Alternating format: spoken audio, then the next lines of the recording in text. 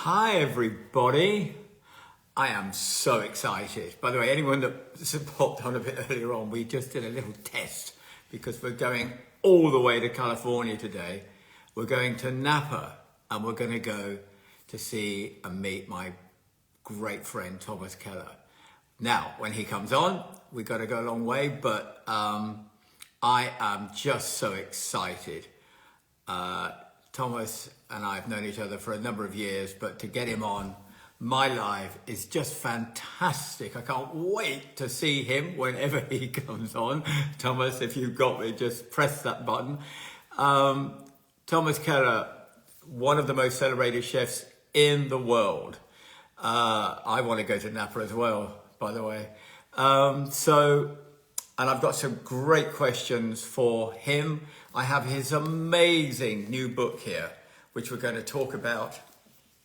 And all we've got to do is make sure he comes on. We had a quick call earlier on, so he does know what to do. If you're there, Thomas, just press that button and we can have a chat. There's lots of people wanting to join in. Whilst we wait, three foods you would like to have on. I will ask him that. No, they want to know what you want. Oh, what do I want? Oh, yeah. Thank you. Oh, I would. And hi, Claude Bosie. Well, I love it. I'd like to have one of Claude's, actually. One of Claude's, it's called duck jelly. That would be one of the things. So that would be perfect. I'd like to have lobster and I'd like to have caviar with my wife. No. Oh, Would I how be about one of the three that? things? One of the things. Caviar will be one of my things, by the way. Where are your glasses from? Where are my glasses from? Oh, these are, where are they from? They're See Me or See I Me or something, something or yes. other, whatever they're called. Here he is. Here he is. Here he is. Here he is. Oh, I'm so excited. Where are you? There you are. There you are. Oh, How hey, are you? I'm good. Can you hear me? Can you hear Oh, me? great.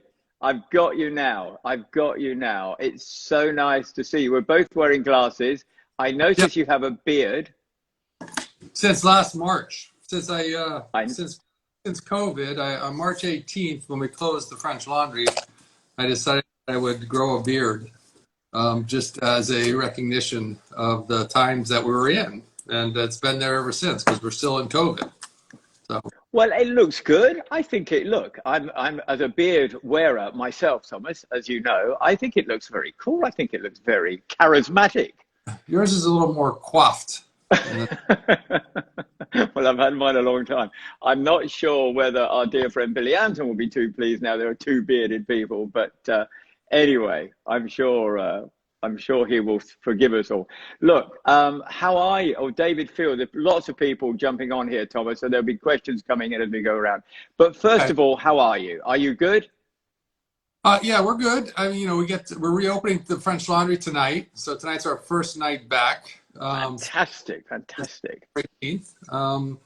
And so everybody's excited. The restaurant has been humming for the past 2 weeks and getting cleaned up and getting everybody back, and doing some prep, both in the kitchen, the dining room. So yeah, tonight's our big night, as well as Bouchon's opening tonight as well. Our Oh, casual right now. brilliant. And of course, people, just on that note, and I want to talk, I've got your fantastic book here. We want to talk about that, which is incredible.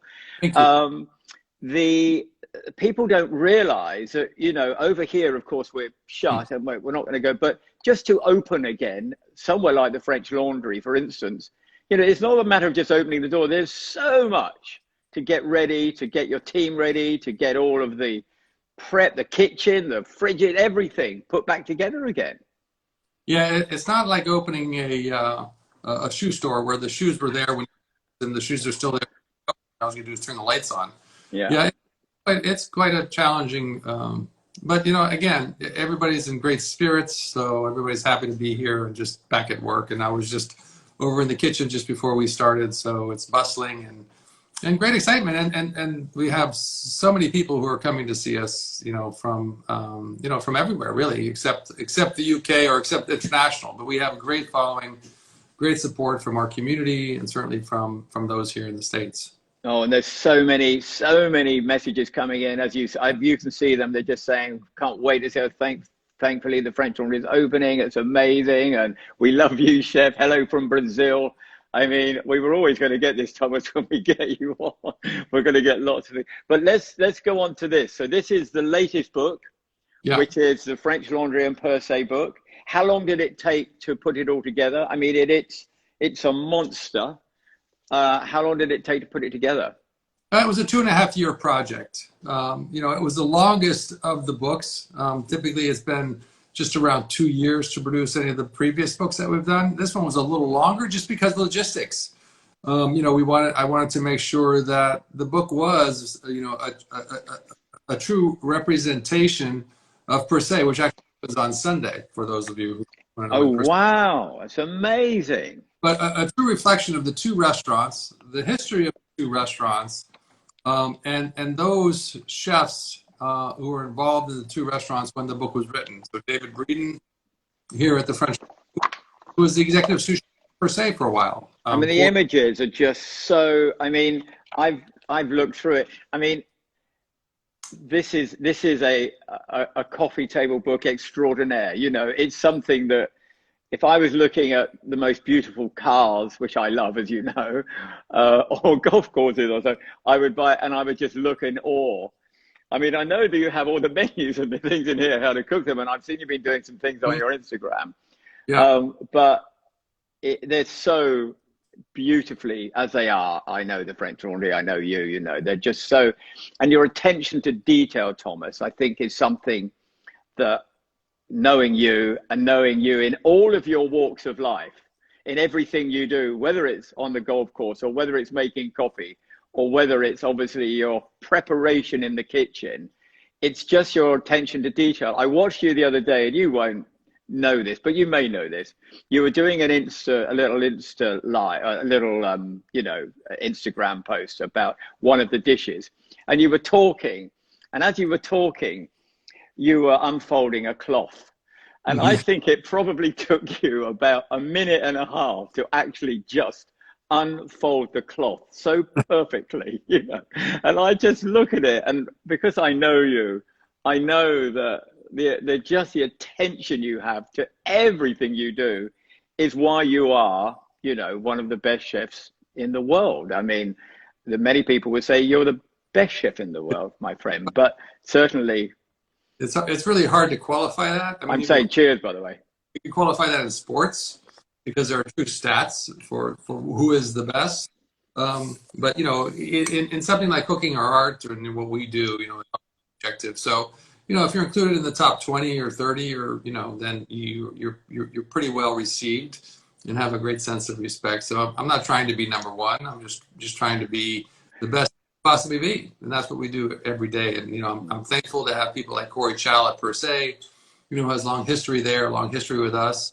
I don't know if many of you know the story, but, you know, Corey bought the French Laundry cookbook. The first time I met Corey, I think he was around 17 or 18 years old, and his mother had brought him to a Williams-Sonoma store in Southern California where I was doing a book signing.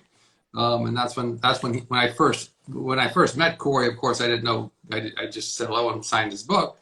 But years later, he came to work for us. And you know, these are wonderful, wonderful histories of these individuals who have continued to have an impact and imprint on not just our restaurants, but our entire profession. And I think that's something that I want to make sure that everybody understands is, you know, our responsibility, yes, is to our restaurants, but our overarching goal is to improve our profession. And that's something that we always have to be thinking about. And so, you know, bringing young individuals into our restaurants, giving them the proper training, giving them the mentorship, right? Letting them progress, letting them have an input, collaboration, all these words that we use are so important. And when you do those things correctly, what you have are people like Corey Chow, who's at Per Se, or David Breeden, who's here, or Owen Boyles, right, who is back in the UK now, but undoubtedly one of the best pastry chefs. Yeah. You know, so and it's all done through a team effort, that collaboration, allowing people to make mistakes, guiding them along the way, giving them the tools that they need are so important in being successful. Well, you always are very modest. Your passion for the arts, for culinary arts, for the hospitality, from both service, and I love you know, I've got to know you really well, and I love the fact that you don't look at anything within each of your establishments as we talk of front of house and back of house. Thomas Keller did not look at front of house and back of house. He said, so I'm the chef, am I in the back and he's in the front? We're a team, and the guy on the front door and my kitchen porter, we're all in the team. And in a way, you know, everyone in a football team is really important. There's no one at the back of the football team, or you're in the team, and you have a team.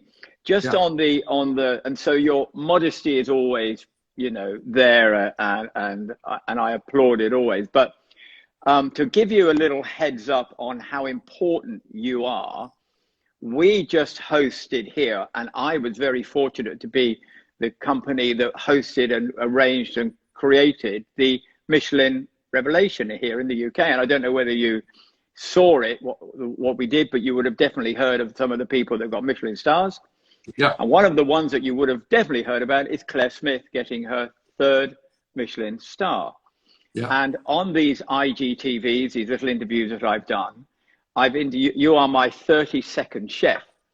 And you would have also been my 12th chef, my 15th chef, but getting you and getting it all arranged has been quite difficult. But one of the chefs I had on was Claire. Yeah, and Claire, and I remember Claire being here not too long ago, pre-COVID, and we had a wonderful time together. And, you know, she's certainly one of the great chefs in the UK and in the world. I mean, I so much appreciate her sense of refinement that she brings to her food. You know, the sensibility of the food itself. It's food that you want to eat over and over again. I think that's really important to remember, is that, you know, we as cooks and as chefs and as restaurateurs want our guests to come back over and over again, experience the foods and the flavors that they really love. And Claire does that really, you know, in an extraordinary way. Well, I asked Claire, one of the things I asked her was who are the people she admires most within, because, you know, she is now become, you know, such a force within it, with Core only been open just a few years. And I've got to know her really well. And we actually did this event in the Cayman Islands, which we went over before she even opened Core. But she said, anyway, there were three people that she really admires most. One, Alain Ducasse, which she obviously went and worked with. 2, Gordon Ramsay, of course. Claire was the chef at Hospital Road for Gordon Ramsay for 9 years. Yeah. And the 3rd one was Thomas Keller, and it's the only one that she never managed to work with. But she was going to come to you at one point, apparently, and it never happened. And then she went. But those 3 chefs. So the one, if you like, the one sadness within that is she never actually managed to work with you. Yeah, very democratic. She's got 1 Frenchman, 1 Englishman, right? I mean, you know, and it just goes to, this just goes to show you something. And I think, you know, you have to realize this. You know, France has been, you know, the foundation of great cuisine for generations. You know, us, you know, UK and America are relatively new at this game. I mean, you know this as well as I do. It hasn't been in my lifetime. I've watched the transformation of the level of cooking, not just the level of cooking, but the products, the service. Produce, yeah. Now, you know, in my lifetime, you know, the UK and the US have now become such culinary giants that they are on worldwide stages, and people like Claire Smith, certainly Gordon Ramsay. I mean, you know, beginning with the Roux brothers and sort. I mean, these were the reasons why the UK and America now have become in one generation, right? Yeah. And so it's really wonderful that she's chosen, you know, chefs from three different countries to represent her her ideal chefs. So thank you, Claire. Well, and you know, we can't wait, and Claire can't wait, and we all can't wait to be back and open. And for anyone out there, because we have an array of people looking at this, Thomas has got 3 Michelin stars at the French Laundry, 3 Michelin stars at per se, and I think you've got a Bouchon in Napa. One at Bouchon in Napa. One at Bouchon in Napa. So, you know, it is such an achievement. But as I said, your passion. So just back to the book a minute. Oh, just while we're here, if anyone wants to get the book in this country, where do they get it from? You have no idea. I'll speak to Sarah. We'll put it up. I'll put it up. Answer the question other than, you know, the ever-present Amazon. Okay, right. Yeah. That's true. Yeah. Anywhere in the world. So that's it. And when you were going through this and creating this, and how many books have you done, by the way? This is our 6th book. I'm blessed to have done 6 books. So we, you know, started with the French Laundry, and then Bouchon Bakery, Ad Hoc, and Under Pressure, which was the first book in America to really address the sous vide techniques. And then now, right. So yeah. And as they get, I mean, each one will have its own time and its own sort of. For you, it was the best book at the time because each one was for that time. But this one is it looks like it's the biggest book so far.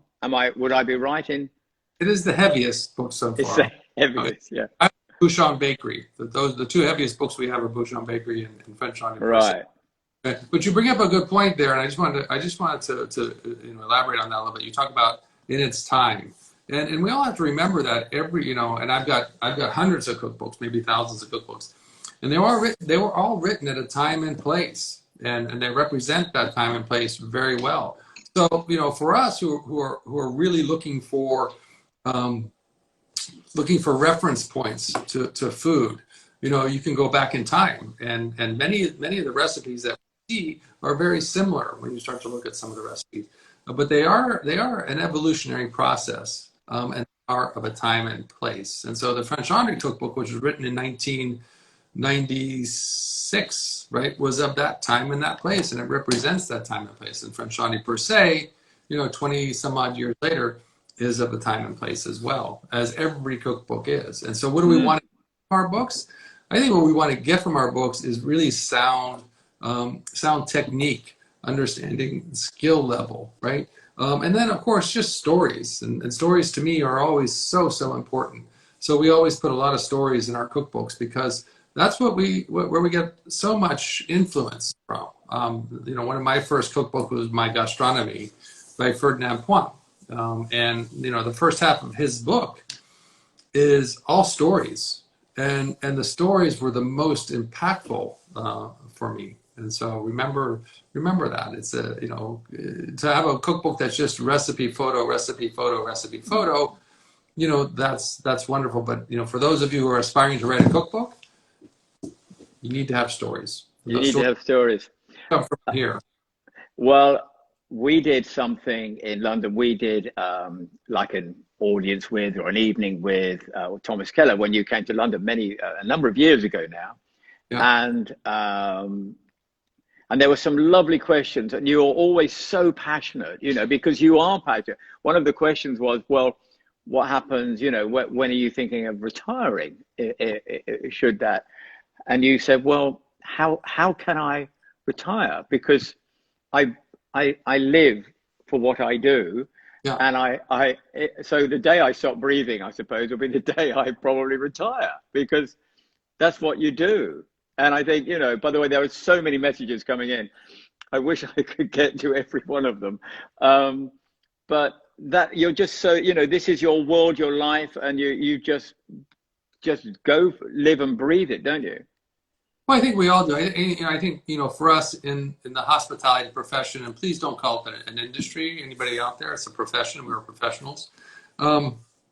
We are extremely fortunate, grateful.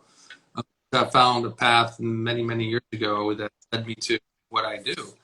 And what we do is make people happy, right? Whether it's our team in the kitchens and making them happy by giving them a wonderful work environment, or making our guests happy, you know, by delivering these wonderful experiences to them. And it's not just food. Remember, it's not just food, it's service, it's the wine. Totally. Yeah. and it is the food. And then also, don't forget this, it's all of our, I like to call them our partners, right? Those suppliers, and making that happy. Because really, this is such a profession that has such a profound impact on so many people. And I don't truly think that everybody appreciates that enough. I mean, our guests come in and they see the restaurant, they have that experience. But to understand the hundreds of people that have worked to bring that food and that wine service to the table is truly extraordinary. You know, we talk about Diane St. Clair, our butter later in Vermont. She works 7 days a week, right, to produce about 30 pounds of butter, and that's it. You know, think about her getting up early in the morning to milk the cows, to set them out to pasture, to start to make the butter, to bring them back, milk them again, you know, put them to sleep. It's a 7 day a week job. There's somebody here called Chef Raf, and I can only see Chef Raf heard. He said, I work for you. I don't know when he worked for you, but he obviously did at some point. And do you know, Thomas, when we came over for the 25th anniversary of the French Laundry, and we had such a fantastic experience. And I asked you stupidly, and I said, well, do you use, you know, you love salted butter. You love butter with salt. And you love salt. I know that. So I said, you know, and you said, well, it's all about, so when we do our salted butter, it's choosing which salts to put in which butters, and butter changes at each time of year and depending, and I'm like, oh my God, you know, one can't actually ask you a question that one would think is a normal question because there is so much complexity to it. But that's why we love you, because that is how you think and tick. So the other thing that I was watching, so Thomas, I've been doing some cooking. The last time I cooked was probably when we were stuck in some place in Oregon or wherever it was. Anyway, but I did cook. Anyway, so I decided, and through lockdown, I found my love for cooking again, which has been great fun. And my love more so, Thomas, for produce. And how good our produce is. And what's happened is I have now changed the way I buy food. I buy from a farm shop up the road. I would never go to nothing wrong with the supermarkets, nothing wrong with Waitrose and Ocado. I never go to, by the way, the reason I'm drinking champagne is because it's 6:30 over here. Yeah. And I'm also not opening a restaurant tonight. Water. Okay. So I wanted to do lots of things. So I've done loads and loads of videos online. I've really, really, really enjoyed it. But two of the videos I've done, now you won't know this, were two of yours. So I did twice baked potatoes, beautiful, which are both these tack room, and your potato. Well, I call them potato cakes. You call them something else, where you put some caviar on top. Sure. Yeah. What do you call those? Well, I think we call them potato cakes. No, potato latkes, or is one. Yeah, that's it. Something like, and you do these beautiful little cakes with a bit of, but the twice baked potatoes have become a super hit with my audience. So I'm now telling you that they're actually your twice baked potatoes piped on with absolutely beautiful. But again, if anyone really you can freeze those, you know that. What, once they're done? Yeah, once they're done, yeah, and then just pop them in the oven when you want them. So well, and actually, so many of these were tack room dishes, and so many potato dishes around the world. By the way, I think there's something like, I think in my little repertoire that I have, there's 148 different potato dishes or something. Probably there's more than that. Somebody just said, which is perfect timing. Gary, they said hello from Surfside, Florida. So Surfside will be open at the moment, I'm sure. Yep, it's open. Yep, and doing very well. I mean, you know, Florida is a state that's been open for quite some time, and so a lot of people from the Northeast have migrated to South Florida, and so the surf club is doing very well. And the surf club, to anyone out there, is Thomas's restaurant down in Miami, just in Florida. But what was the concept of it? Because I have been there, and you call it. I mean, we went there for your birthday actually, and you called it a sort of. Well, you call it more simpler food or more traditional. In America, after World War II, the 50s and the 60s, the restaurants that were, the most prominent restaurants in America were restaurants called. By the way, Thomas, we've had Mexico, India, Sweden, and Brazil and Israel in just the last 30 seconds. They're called continental cuisine restaurants, and this is kind of restaurants that I grew up in. And the continent that they speak of when they talk about continental cuisine is Europe. So the menu would have things from Italy, from France, from the UK, from the Netherlands. This was from Germany, from Austria. This was the kind of restaurants they were. And one of the important things was not just the food, but the ambiance, the energy, the social interaction, the music. This was at a time in America where, we had just come off of World War II, and our country was very optimistic. It was very progressive. It had a huge sense of national pride. By the way, Thomas, why are you going? I've obviously started it. We've had Portugal, Lithuania. We've had, hang on, what have we got here? We've had Lebanon, Portugal, Lithuania, Taiwan. Oh my gosh. Okay, we get it. He's very popular. Right, the continental cuisine restaurants were those restaurants, and so I wanted to represent that again, and that began probably 12 years ago with our research and development of those restaurants. And we first launched it here in Yountville as a pop-up. We launched it on the sea, on Seabourn, the Seabourn Grill, the grill by Thomas Keller on Seabourn cruise ships. And then Surfside, and then ultimately New York, Tack Room in New York, which unfortunately, because of COVID, we lost that restaurant.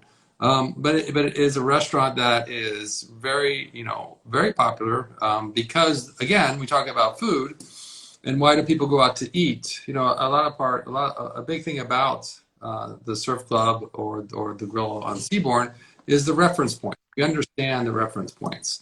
And that's an important thing. There is the interaction at the table with tableside service, whether it's making a Caesar salad, carving chicken, making crepe Suzettes. I mean, all these different things that go on. And then the music is really, I love it, yeah. Of that era. And you think about the Rat Pack, you think about Dean Martin and Sammy Davis Jr. and Frank Sinatra. This was the period of time where they would go, where they were very prominent in that type of music. And you saw the restaurants, around the country, whether it was the Blue Fox here in San Francisco, the Stork Club in New York. I mean, they were the Brown Derby in LA. I mean, these were the restaurants of the time, the iconic restaurants of the time. And so the menu at the Surf Club, I remember the avocado St. Louis, and I think you've got lobster thermidor. I mean, you've got real classics on. Yeah. Obviously done in your way, with your twist on it of an up-to-date version of. Yeah, but I think the most important thing we have to think about cooking is a very simple equation. It's about ingredients and execution. And so, we are always constantly working with our partners, as I said, our suppliers, in getting the best ingredients possible at those moments. And so that's first and foremost in our mind, is making sure that we have sourcing and proper sourcing. And then execution is just about our skill level, right? As the team, whether you're in the kitchen or in the dining room or in the wine team or the bartenders or the receptionists, right? That's the execution piece. And so it's a very simple process when we start to really understand what we do, and that's not complicated too much. I know, as young professionals, we tend to want to complicate things, but I'm here to tell you that complications aren't really important. Complexity is not important. Quality of ingredients and quality of execution should be paramount to everything that we do in a restaurant.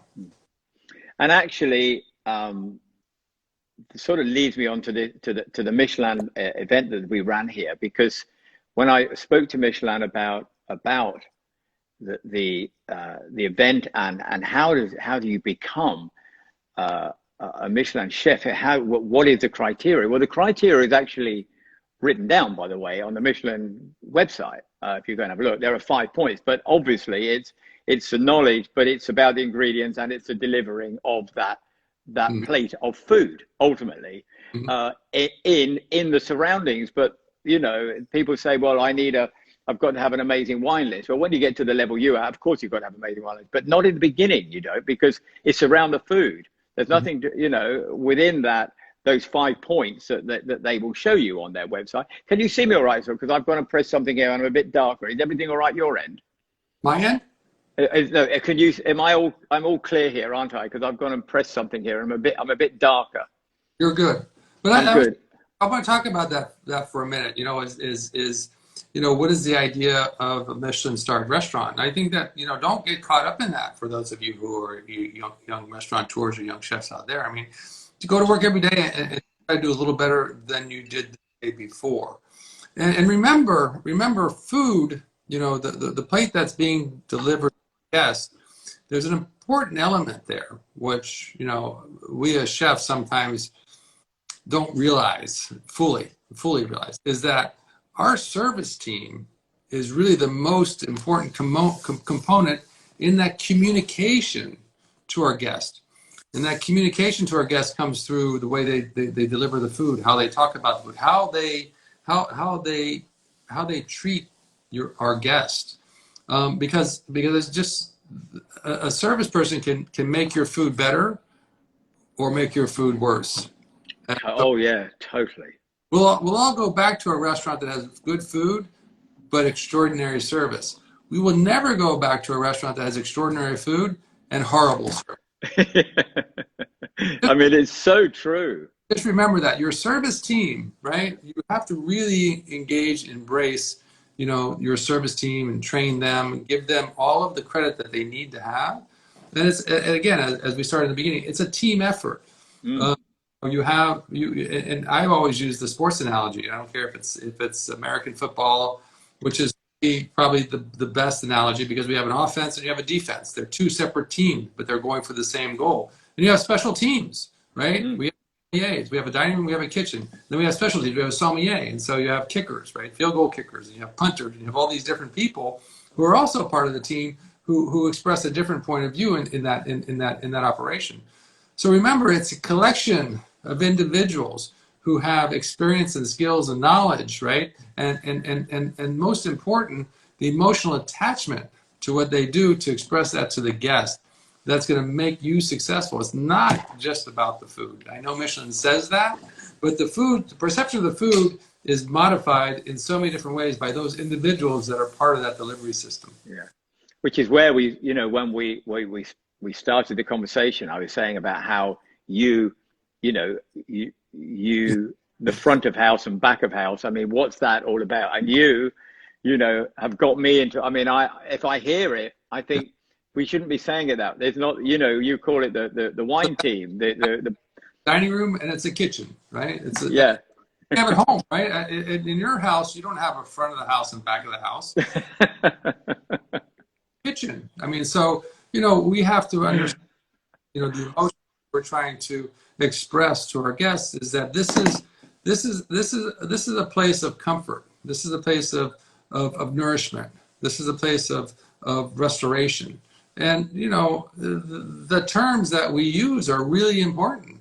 And, you know, to be part of the back of the house was never really something that I was like, well, that's just weird. It's a kitchen. That's what it is. And there's a dining. And that's what we have to realize is how important words are. It's not a rag. It's a towel. It's not grease. We don't cook with grease. We cook with fats and oils. I mean, so reflect back on the words that you use to describe things. It's not a dish pit, right? It's actually a dishwashing area, right? Give it some respect for what it is. Yeah, and respect for the people, because they are key players in the team. They are the porters, and I learned this as a young porter when I first started out. I realized I was a key person. I mean, the chef relied on me to give him his cookware as well as his place to service. The dining room team relied on me to give him their silverware and their glasses. The bartender relied on me to give him his glasses. If I failed, then those three individuals wouldn't have what they need to do their jobs. So we have to understand the importance of this team, the dynamics of this team, and paying respect and giving everybody in that entire team not only the responsibility to do their jobs, the training to do their jobs, but also the respect that they garner from what they're doing to support everyone else. Look, it's so lovely to hear you speak, because you just put everything into perspective in a kitchen. And you, a bit like when you just said that it's like your own house. You have, who's at the front of the house? I mean, if the wife, and more so, who's at the back of the house? It's probably the wife at the front, by the way, and the husband at the back. That would be normal, but certainly in my house, probably. But the two things there were, and then one little bit I'll mention here, because it was exactly what you just said. So this year's Michelin Revelation was held at a really difficult time. We're closed, but it was a brilliant a time, we think, to give to award these incredible the honors is probably not quite the word, but the pinnacle of your career, whether it's 1, 2, or 3. Or whether it's Bib Gourmand, or whether it's Plate, by the way, to be in the guide is a fantastic, fantastic achievement. But on the night that I was involved with, and on this reveal, which we managed to do in a studio with a fantastic presenter that we had over here, it was really, really good. And I'm not sure if you've seen much of it or anything. I'll send it over to Sarah and yourself. Great fun, and I was very, very proud of the show, by the way. Yeah. And I was proud that we managed to get it over the line. But I don't think I have ever seen any Michelin Revelation more emotion than this year. One, obviously, none of the restaurants were open, so we were doing Zooms and lives and everything.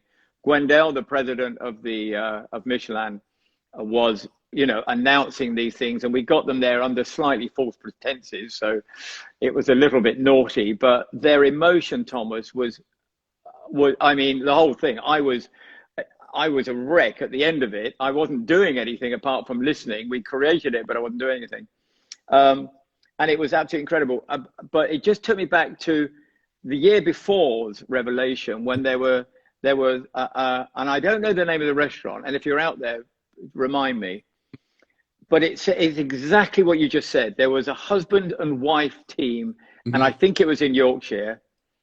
And there was two of them, 12-seated restaurant, 12 seats in the restaurant. And he would be passionate about making bread. And all he really wanted to do was to make the best bread he could make. And they got a Michelin star. The two of them came out, they were just in tears. Yeah. I mean, how could we achieve this honor? Yeah. And this pinnacle of this point in our lives, when there's just 12 seats, but we just want to make the best bread we can. And that was it. And that was it. And that's what it's all about, trying to do the best job you can. Yeah. Knowing that there's a lot of variables, lots going on, but continue to do the best you can. And just to remind everybody, because this is important also, is that every review you get, every accolade you receive is for what you did yesterday. Not for what you're doing today, or not what you're doing for tomorrow. So don't get hung up or caught up with this, I am a 3 Michelin star restaurant. It's what am I doing today, right? To make sure that I am responsible to that. And what am I going to do tomorrow, right? Because you got 3 Michelin stars from what you did yesterday, not what you're doing today and not what you're doing tomorrow. Yeah, really good point. I do every year, and I'm blessed to have done this 16 times, and well, more than 16 times, 31 times between the two restaurants, is to receive that phone call from a Michelin person who's going to tell me what we have received for that year. And I always, I mean, it seems like the conversation, I'm waiting for 10 minutes to have her tell me what it is, but it's actually several seconds.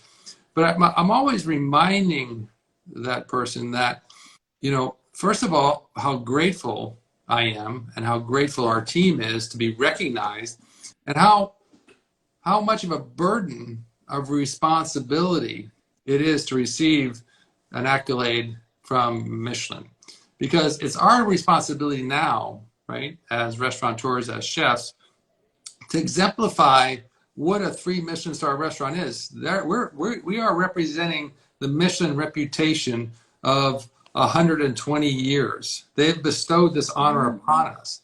Now we have to take that honor and make sure that we exemplify for those guests coming to our restaurant, because we do have Michelin stars, that this is what a Michelin starred restaurant is like. It's not just, that doesn't end at the moment you receive those stars. Actually, your work becomes much harder. Yeah. Definitely. More aware of what you're doing every day. You have to, increase your diligence with your team to make sure you remind them that this is a Michelin starred restaurant. And our responsibility is to us, to our guests, and to Michelin to make sure that we're exemplifying that. No, and mate, that's a really good point. As you say, you achieve that honor of being a 1, 2, or 3, or as I said earlier on, bib gourmand and plates, which are really, really, really important in the whole process, a whole guide, because that guide takes you around to, I think the UK and Ireland guide had something like 1,800 venues in there around the country that are recognized, But as you say, once you receive it, it's your job to look after it. And and if you get to the top line of 3, you've got to remain there. There are too many other stories there. The other thing that I managed to do, Thomas, this year last year, we managed to run through Young Chef, Young Waiter. We managed to get it all to the point. And again, I know you run Mentor in the US, which is geared around the chef. We wanted to highlight, and this is a competition, as you know, has been going for 42 years now, where it not only highlights the chef, but it highlights the service element of the restaurant, which, as you rightly said, is vital. Right. And we were so pleased to have the highest entries ever in Young Chef, Young Waiter this year, bearing in mind most of them, when they entered, were shut. It just goes to show the engagement that the competition has got. And we put it all online, and so all our judges could judge online. So we've got some amazing judges. We introduced a Chinese and Southeast Asian section, a South Asian section, and an Irish section actually going on in Ireland. We haven't actually been able to do the final bit, because that's a bit where you've got to go and cook. But what we have done with it, and I'll tell you this, is we decided that we will send the chefs, instead of having the chefs in what used to be in a college, or in this particular case, we were going to the Ruth's kitchen in the Langen Hotel. They have a demonstration kitchen. We decided that we would send the chefs to the restaurant. So each restaurant, so at the moment, wherever it's going to be, whether it's Adam Handling or Thomas Keller, Thomas Keller, no, we're not saying that. I got Tom Aikens, I was going, got the wrong Thomas. Tom Aikens or Claude Bosi, or down at the Dorchester, so wherever, we would send the chef to the location so they could do it individually, and we would send their little, so the chef gets incredible value, because he's just going to go to that location and cook in front of these stunning chefs. 2, we bring the larder so that from the sponsor's point of view, they're very happy because they get a larder in that kitchen. And 3, we get amazing content, because the chef of that location is looking at this one young chef and judging him. And so such great content. And we really like that idea. And we're going to sort of do that. And what's actually happened this year, Thomas, are you there? You can hear me? Okay. Yeah. Good. Okay. Because there's something going on here. I'm always a bit worried about this. I've got you. Yeah. Is that the Department of International Tourism, Expo this year in Dubai, have joined in and so I'm going to say bought the competition, not bought, but let's say sponsored the competition. So it will showcase UK hospitality at the Expo. So our one competition of 26 and under young chefs and young waiters will be there showcasing UK hospitality. So we're really, really pleased about that. So it's something I'm still passionate to bring over to the US at some point. But remember, we all stand on the shoulders of those who came before us, right? So make sure Brilliant line, yeah. make sure that you have that sense of respect, that profound sense of understanding and why you are there. I mean, Yeah. our profession, centuries, and it's just such a wonderful thing to be part of because we cook, we nurture people. So don't forget that, and don't ever forget that you had a teacher, you had a mentor, and your one of your responsibilities now as a leader, right, in our profession, is to do the same thing, is to train and mentor those next generations so that they become better than you. Our job is to make the next generation better. Okay, that's something that's really important. So, leave your ego at the door. There's no place for profession, right? We are service people. We serve those who come to our restaurants. We serve our staff. So make sure that you take the responsibility. You exemplify what has been done for generations previously and what generations will do going forward. And exemplify that in a way that improves our profession by giving the younger generations what they need, right, to succeed and become better than you. Because if they're not better than you, what does that say about you? It says you've done a shitty job. and of course, if they're not better than you, we're not. I'm never going to be accused of doing a shitty job. I'm happy to be better than I am. I don't think we'd ever accuse you of doing a shitty job. But the thing is that we've taken it and we keep taking it higher and higher, and the quality is getting better and better. Right. And I've seen it in my lifetime. I think we're very near the same age. Yeah. And I think you're. That's okay. I actually missed that tiny bit. Would you just like to say that again, Thomas? No, I'm trying to think whether I think you might be just a dash older than me. Okay. All right. I think. But what we've seen in our short lifetime, if you like, or our long lifetime, whichever way you want to go, we have seen such a transformation in this industry, in this profession, and in this sector. Yeah, haven't we?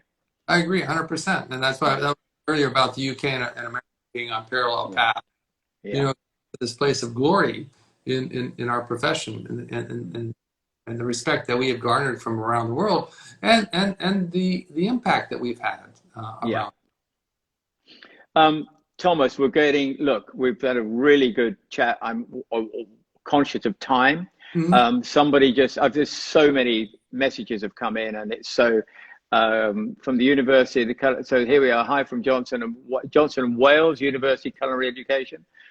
He's a student. People have come in there. They've worked for you. People have come in.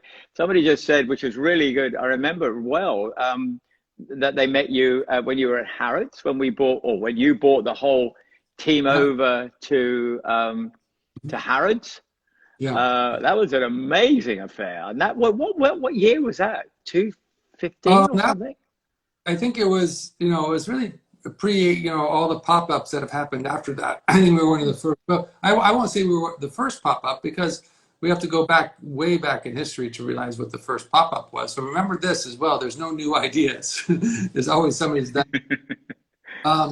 But we had a great time. It was probably 2006 or 2007 when we were there, and it took us a year and a half to organize and execute that the French Laundry at Harrods, and it was just a magical time for us. I mean, we had 22 services, and I never expected to have any reviews done, but the reviews were extraordinary from almost unanimous critics in London and the UK, and you know how difficult they can be sometimes.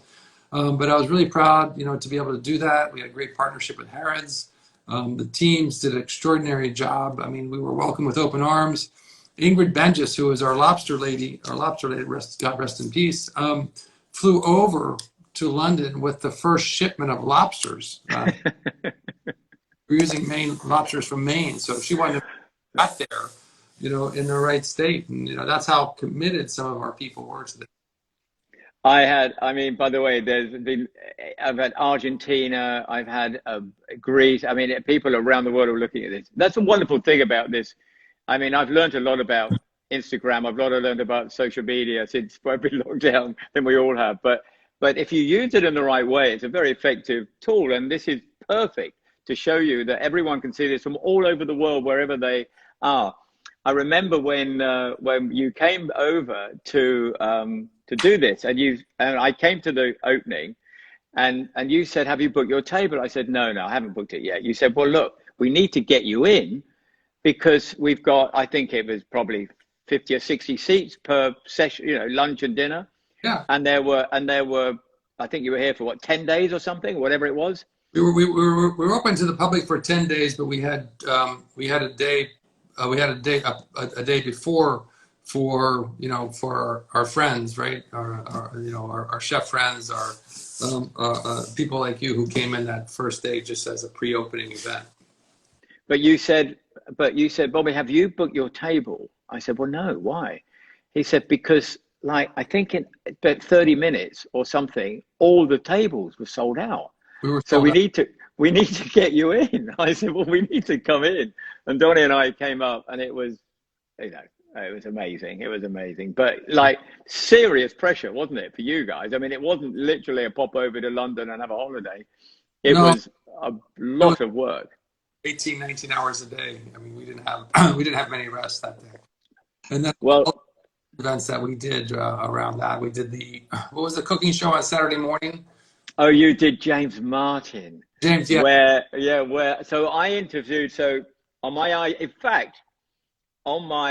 IGTV, Thomas, where this will go, James was one of my guests. I've interviewed everybody. It's been so much fun. We talked about your omelette. Yeah. We talked about the omelette, that you literally almost took the BBC off air before you finished the omelette. Because well, if they didn't have 5 to 7 minutes for themselves, they probably shouldn't be cooking. Well, I also have worked your omelette, as in, if you're going to do an omelette, it takes a long time. Yeah. And also, patience. The other thing, and when Pat Anton sees this, I thought I saw Pat earlier on looking at this, but also your scrambled egg, of course, which takes equally a long time. What's it, 5 minutes, 7 minutes? Yeah, I mean, at least, depending on how, on how much you're paying attention to it or how much you're just leaving it alone. So, but at the end of the day, after it's done, it's just so satisfying, right? I mean, it's just such a wonderful texture, such wonderful flavor. I mean, why would you cook scrambled eggs any other way? but people don't know you and how it all ticks.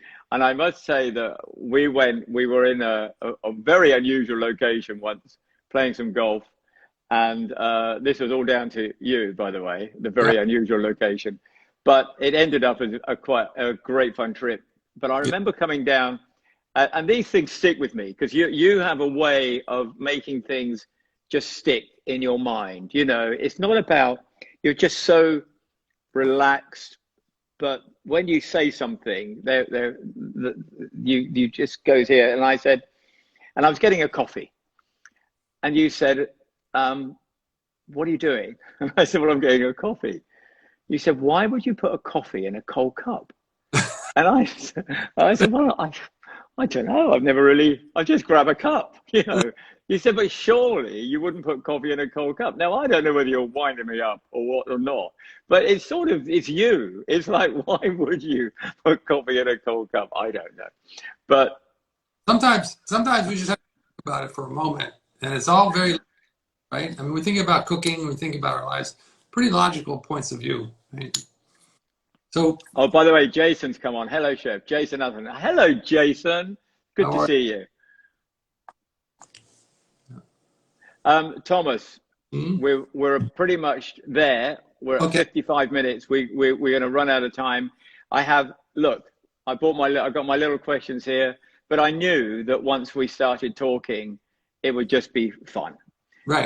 And more than anything, it's just nice to see you again. I miss you, and we've had such great fun.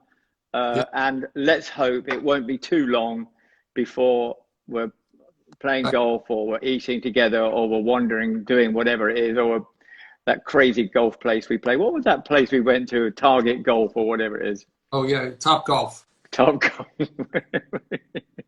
Anyway, it's an absolute joy to see you. Thank you. And let's maybe we'll do it again. Let's see how we get on. I don't know how we're going to. We hopefully in about next week, the end of next week, we have some idea of when we're coming out. And dear friend Jason there, you know, we'll know when we're all opening up, and Claude Bosey and John Williams and all of the people that have been looking at this will know when we can start serving great food again. But you're opening tonight. So here's to everyone who's going to the French Laundry. I wish it was me. And Per Se is opening Sunday. Okay. Well, look, absolute fabulous to see you. Wishing Donna, wishing both of you happy Valentine's Day. I hope you have something nice for that. I'm doing lobster pasta. Good for you. Good for her. So yes, good for her. All right. Okay. Right. Bye bye now. Bye bye. Thank you. Love you. Bye bye. Bye bye, Thomas.